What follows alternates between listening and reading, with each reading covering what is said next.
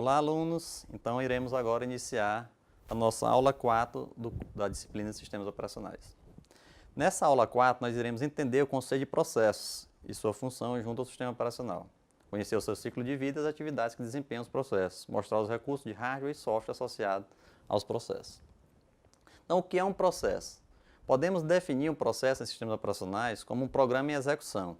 Um programa é uma entidade passiva, já um processo ele é uma entidade ativa.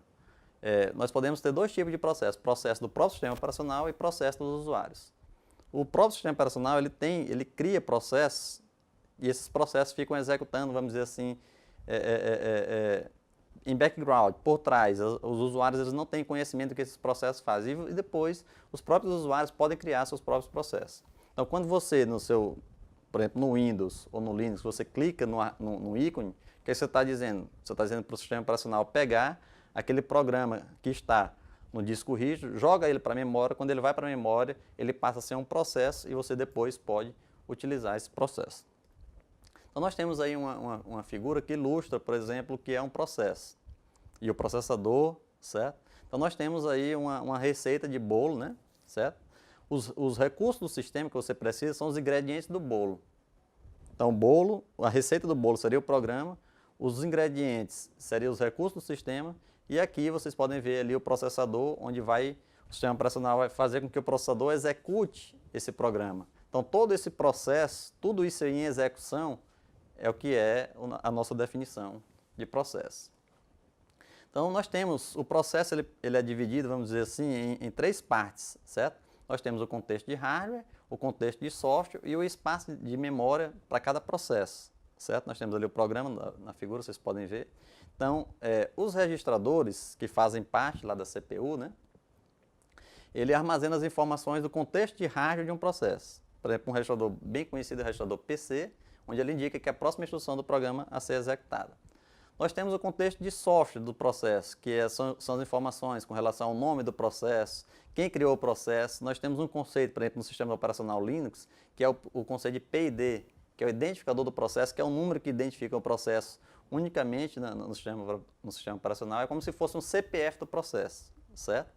Nós temos outras informações, como cotas, privilégios. Vocês podem ver ali que os limites de cada recurso existente no sistema que um processo pode alocar é um exemplo de cota, né? O que um processo pode fazer frente ao sistema operacional, esses são os privilégios do processo. Além da área de memória que cada processo tem que ter, isso protegido de maneira bem organizada pelo próprio sistema operacional. Um processo ele pode passar por vários estados. Um processo muda de estado durante sua execução toda, né? Um processo ele é criado, por exemplo, você tem ali um estado chamado novo, ou um estado, alguns autores chamam de criado ou de criação, certo? Onde quando você pega o programa e carrega ele na memória, ele passa para o estado de pronto. Vocês podem ver ali a bolinha lá, vamos dizer assim, no estado de pronto. Esse processo no estado de pronto, ele depois, quando recebe o processador, ele vai para o estado de executando. Se executar tudo normalmente, ele vai para o estado de término, termina a sua execução normal. Em sistemas operacionais, sistema de tempo compartilhado, vamos dizer assim, um processo que está executando, ele pode ter um tempo de execução para cada processo. Então, o sistema operacional, olha, diz assim, cada processo vai ficar durante 2 unidades de tempo, 2 minutos, vamos dizer assim. Acabou o tempo de processamento daquele processo, ele volta para o estado de pronto, fica numa fila e outro processo vai para o estado de executando.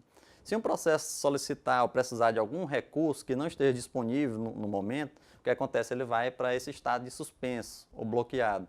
Aquele recurso foi disponibilizado para um outro processo, então aquele processo volta para o estado de pronto. Então, esses são os estados de um processo que acontece normalmente em um processo. É o estado de novo, pronto, executando, suspenso e terminado.